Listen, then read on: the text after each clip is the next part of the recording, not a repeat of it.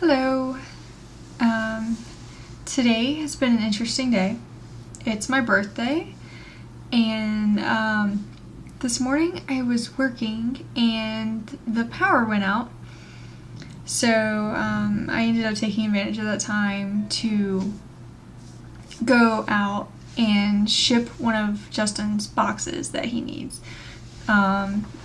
Basically, if you're not familiar with the concept, when someone is through hiking, for the most part they can resupply in towns that are along the trail, but for some towns there are not as many options for resupplying, so a lot of hikers choose to either ship things ahead or have someone ship boxes for them to places that they'll be reaching with some food or any other supplies that they might need.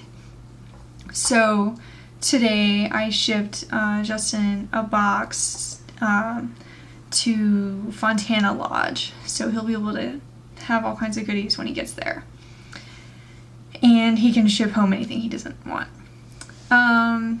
So I went out and I did that today, and I got some lunch, and then I came back and the power was on, so my day went back to normal pretty much.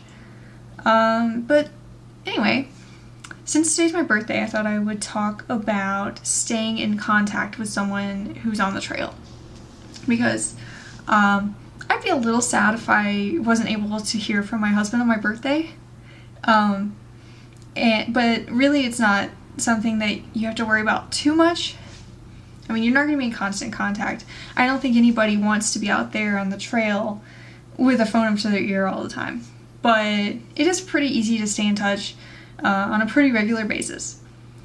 So one nice thing is Justin wears a spot device like on his backpack, so if he doesn't have phone signal, the spot will still work because it's just using a GPS signal, and basically it's pinging his location every hour to a map, so I can just pull up the map and I can see where he is most of the time.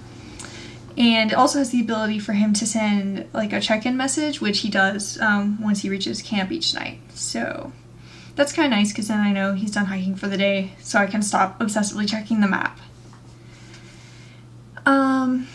So the spot's nice, and he has a cell phone, which really, since we have Verizon, he has signal a lot of places. He's been able to text me at some point at least almost every day. The main limiting factor there is battery life. So you're not going to want to have to worry about your battery life in case you need to call for a ride or, call for help in an emergency. So for the most part, he keeps his phone turned off and just turns it on maybe a few times a day. He uses it to take pictures and send texts and upload photos.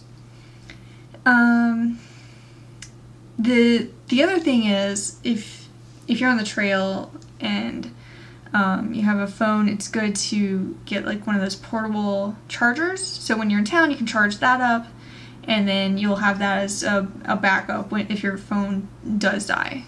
So he's got one of those, and I'm actually bringing him a better one because it turns out that he needed a little bit more capacity. And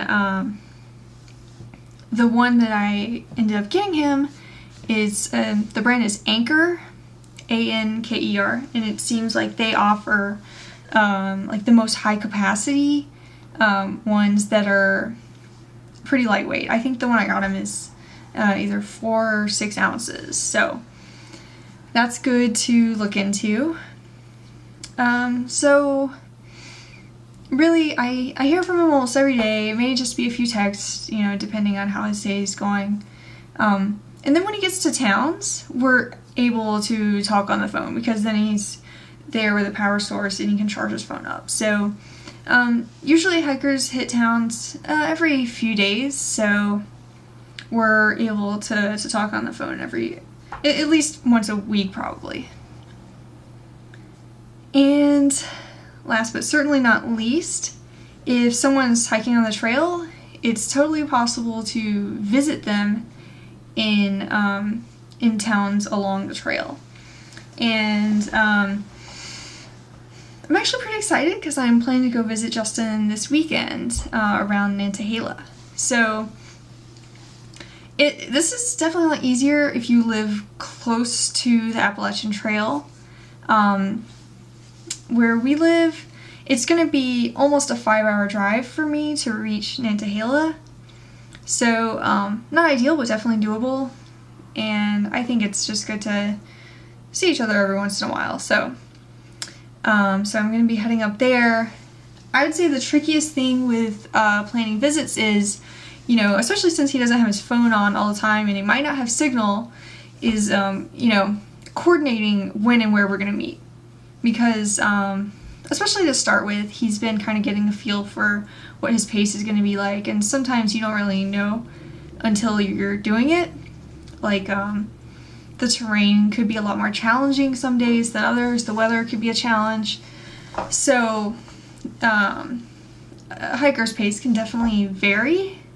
So that's where the spot is really helpful, because even if he doesn't have a phone signal or he can't turn his phone on, I can look at the map and get an idea of about where he is. So as much as we'll try to plan, you know, a couple days in advance, the spot is really good for just keeping an eye out to see like how close it really is. So that is pretty much all that I wanted to cover today on staying in touch. I'll do a separate episode talking about meeting up for section hikes, because I think that'll be a bit more in depth. All right, thanks.